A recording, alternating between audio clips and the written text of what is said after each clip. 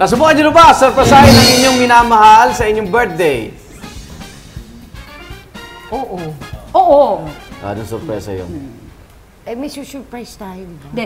Ikaw, nasubukan mo na bang ma-surprise sa birthday mo? Oo nga. Ha? Subukan mo na ba? Yay! Happy birthday! Wala rito yung tanong eh. Happy birthday to you! Happy birthday! Ayos! Happy birthday! Oy, thank you, thank you. Kaya sabi ko parang putol yung tanong. Okay, blow the candle! Happy birthday! Okay, birthday! wish, sana Wish maging masaya kayong lahat. Okay? Okay. Yay! Thank you sa Quack family. Hindi pa po dyan nagtatapos sa Hindi mga pa tapos. surpresa namin, Igan. Yan, tama. Dahil may mga hahabol na greetings para sa iyo, Igan. Panoorin mo ito. Ako po yung laging taga-pili si Regan ng Banana Cue. Favorite din po kasi yung Banana Cue. Si Regan, happy birthday! Sobrang napakabait.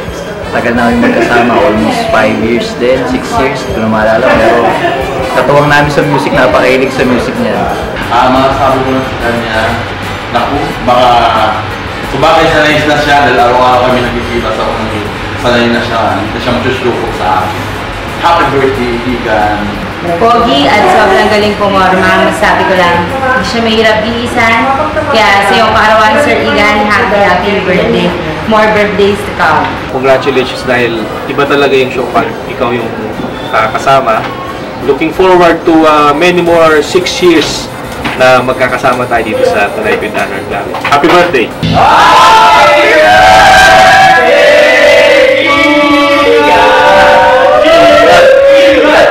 Happy birthday, Sir Igan, from Quack Editing Team. Happy birthday, Sir Igan. Happy birthday, Igan!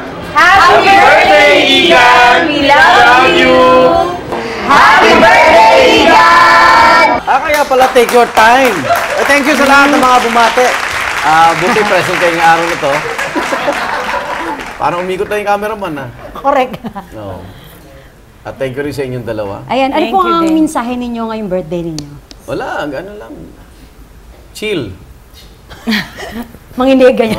Hindi, ano lang, maging masaya lang kayo. At gawin nyo lang kung anong sa tingin nyo ay tama. Huwag kayong matakot na kayo na lang ang natira. Na basta sa paniwala nyo na yun The ang... last man standing. Yun ang paninindigan mo, paglaban mo yun. Di ba? Tama. Ay, maraming salamat, Ethel at Rupa May, sa inyo. Salamat din!